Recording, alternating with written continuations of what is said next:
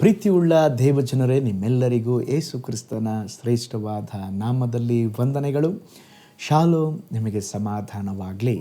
ಈ ದಿನ ದೇವರ ವಾಕ್ಯದ ಧ್ಯಾನಕ್ಕಾಗಿರುವಂಥ ವಿಷಯ, ನೀತಿವಂತರ ಮನೆಯು ಆಶೀರ್ವದಿಸಲ್ಪಡುವುದು. ಅದಕ್ಕೆ ಆಧಾರವಾಗಿ ಜ್ಞಾನೋಕ್ತಿಗಳು 3ನೇ ಅಧ್ಯಾಯ 33ನೇ ವಚನ. ನೀತಿವಂತರ ನಿವಾಸವನ್ನು ಆಶೀರ್ವದಿಸುವನು. ಈಗ ಓದಿದ ವಾಕ್ಯ ಭಾಗದಲ್ಲಿ ನೋಡುತ್ತೇವೆ, ದೇವರು ನೀತಿವಂತರ ಮನೆಯನ್ನು ಆಶೀರ್ವದಿಸುತ್ತಾರಂತೆ. ಕೆಲವು ವರ್ಷಗಳ ಹಿಂದೆ ಒಂದು ಸಂಶೋಧನೆಯನ್ನು ನಡೆಸಿದರು. ಅದರಲ್ಲಿ 5 ತಲಾಂತರದ ಹಿಂದೆ ಜೀವಿಸಿದಂಥ 2 ಭಕ್ತರನ್ನು ಆರಿಸಿಕೊಂಡರು. ಒಂದು ನೀತಿವಂತನ ಕುಟುಂಬ, ಇನ್ನೊಂದು ಅನೀತಿವಂತನ ಕುಟುಂಬ.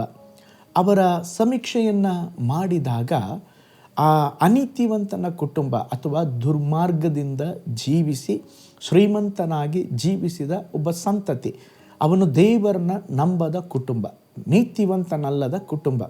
ಅವನ ಕುಟುಂಬದಲ್ಲಿ ನೋಡುವಾಗ 310 ಭಿಕ್ಷುಕರು, 440 ಜನರು ಪಾಪಕ್ಕೆ ಗುಲಾಮರು, 130 ಜನರು ಜೈಲಿಗೆ ಹೋದವರು, 7 ಕೊಲೆಗಾರರು, 100 ಜನ ಕುಡುಕರು, 60 ಜನ ಕಳ್ಳರು, 190 ಜನ ವ್ಯಭಿಚಾರಿಗಳು, 30 ಜನ ವ್ಯಾಪಾರಿಗಳು ಸಮಾಜಕ್ಕೆ ಏನಾದರೂ ಒಳ್ಳೆಯದನ್ನು ಮಾಡಿದಾರೆಂಬುದಾಗಿ ನೋಡಿದಾಗ ಯಾವುದು ಒಳ್ಳೆಯದನ್ನು ಮಾಡಿರಲಿಲ್ಲ. ಯಾರ ಕುಟುಂಬ?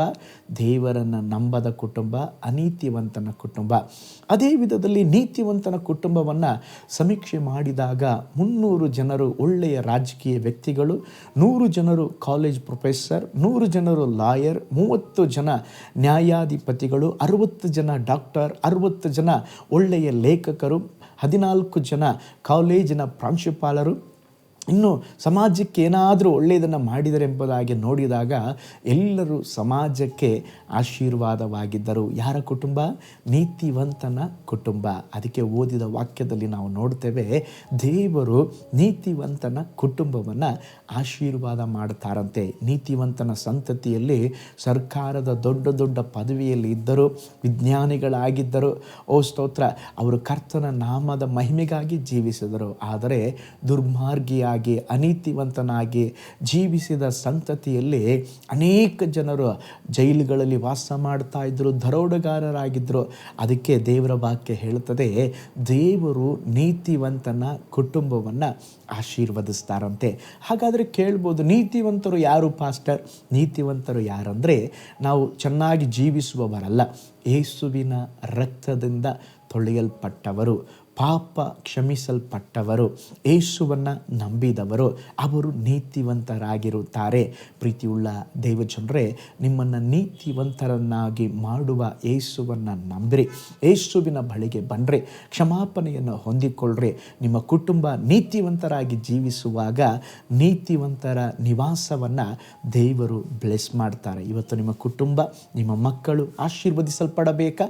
ನೀತಿವಂತರಾಗಿ ಜೀವಿಸಿ. ಕಣ್ಗಳನ್ನು ಮುಚ್ಚೋಣ, ಪ್ರಾರ್ಥನೆ ಮಾಡೋಣ. ಪರಲೋಕದಲ್ಲಿ ವಾಸ ಮಾಡುವ ನಮ್ಮ ತಂದೆಯಾದ ದೇವರೇ, ನೀನು ನೀತಿವಂತರ ನಿವಾಸವನ್ನು ಬ್ಲೆಸ್ ಮಾಡುವ ದೇವರು, ನೀತಿವಂತರನ್ನು ಕಟಾಕ್ಷಿಸುವ ದೇವರು. ಅಪ್ಪ ಕರ್ತನೇ, ಈ ಲೋಕದಲ್ಲಿ ಸ್ವಾಮಿ ನಮಗೆ ಅವಕಾಶ ಕೊಡುವಾಗ ನಿಮ್ಮನ್ನು ನಂಬುವಂತೆ, ನಿಮ್ಮನ್ನು ತಿಳಿಯುವಂತೆ, ನಿಮ್ಮ ರಕ್ತದಿಂದ ತೊಳೆಯಲ್ಪಟ್ಟು ನೀತಿವಂತರಾಗಿ ನಮ್ಮ ಕುಟುಂಬಗಳು ಆಶೀರ್ವದಿಸಲ್ಪಡುವಂತೆ ಸಹಾಯ ಮಾಡಿರಿ.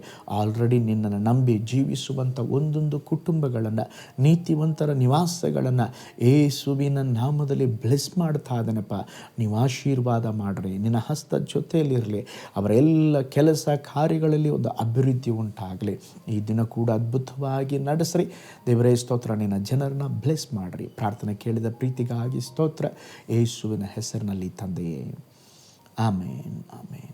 Price the Lord. ಹಾಗಾದರೆ ಪ್ರೀತಿಯುಳ್ಳ ದೇವಜನರೇ, ನೀತಿವಂತರಾಗಿ ಜೀವಿಸಿ ದೈವಿಕವಾದ ಆಶೀರ್ವಾದವನ್ನು ಹೊಂದಿಕೊಳ್ಳೋಣ. ನಾಳೆ ಮತ್ತೊಂದು ದೈನಂದಿನ ಜ್ಞಾನದಲ್ಲಿ ನಾನು ನಿಮ್ಮನ್ನು ಸಂಧಿಸ್ತೇನೆ. ನಾನು ನಿಮ್ಮ ಪ್ರೀತಿಯ ಸೇವಕ pastor Paul Joy. God bless you all.